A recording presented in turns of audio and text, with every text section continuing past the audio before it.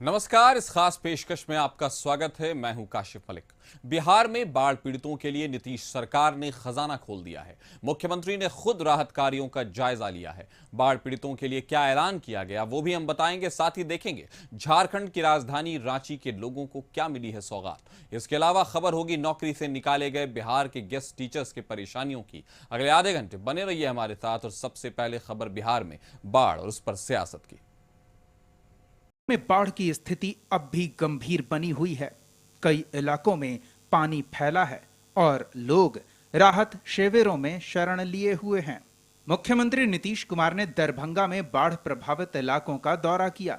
मुख्यमंत्री ने लहेरियासराय पोलो मैदान स्थित बाढ़ राहत फूड पैकेजिंग सेंटर का निरीक्षण किया और अधिकारियों को राहत कार्य में तेजी लाने के निर्देश दिए। इसके साथ ही बाढ़ पीड़ितों के लिए बड़ा ऐलान किया। दुर्गा पूजा से पहले बाढ़ पीड़ितों को 7,000 रुपए की सहायता राशि मिलेगी। सहायता राशि 9 अक्टूबर तक पीड़ितों के खाते में ट्रांसफर कर दिए जाएंगे। बिहार के लोग बाढ़ से परेशान हैं, तो इस पर सियासत भी जारी है।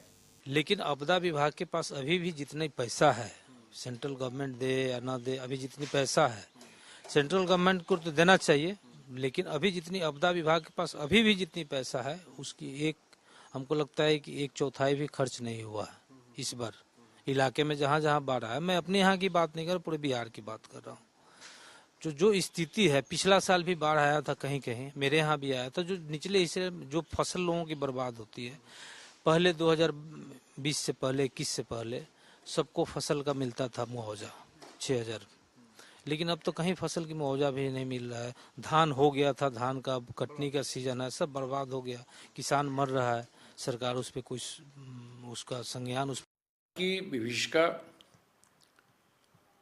और जो उसके मूल कारण इस बार के फ्लड में देखने को मिला है, उसमें बड़ा कारण है कि बड़ी संख्या में तटबंधों का टूट जाना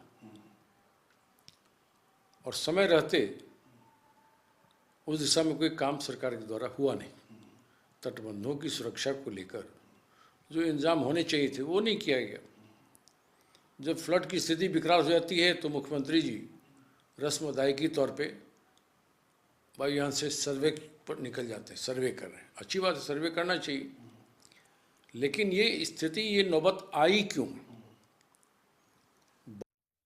विपक्ष के नेताओं का कहना है कि नेपाल से हुई भारी बारिश ने बिहार सरकार के आपदा प्रबंधन की पोल खोल दी है। सरकार भले ही दावा करे, लेकिन हकीकत ये है कि लोगों को समय रहते मदद नहीं मिली। सुपौल से लेकर गोपालगंज तक बाढ़ पीड़ित प्रशासन से मदद की गुहार लगा रहे हैं। केंद्र ने दिखावे के लिए मदद की, लेकिन बिहार सरकार संवेदनहीन बनी रही। आरोप डबल इंजन की सरकार पर लगाया जा रहा है, तो दूसरी तरफ सत्ता पक्ष सरकार की तरफ से पीड़ितों तक पूरी मदद पहुंचाने का दावा कर रहा है। बिहार सरकार तो हमेशा तत्पर रहती है बाढ़ राहत को लेकर के।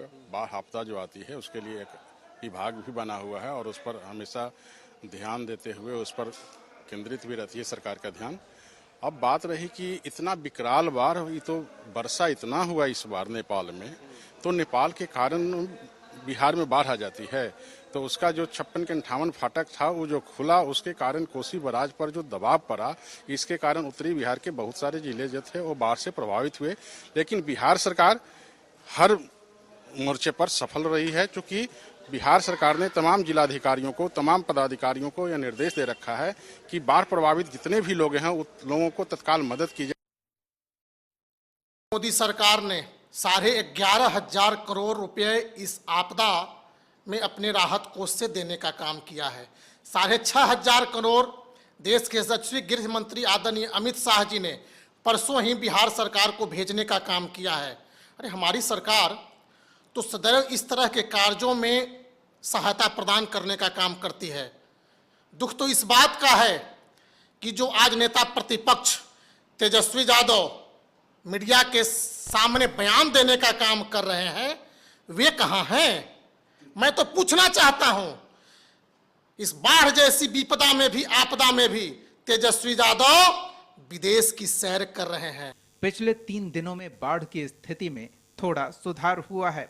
लेकिन अब भी बड़ा इलाका और बड़ी आबादी बाढ़ से प्रभावित है।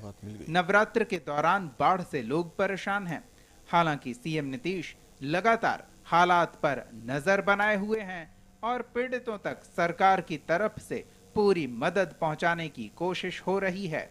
ब्यूरो रिपोर्ट, कशिश न्यूज।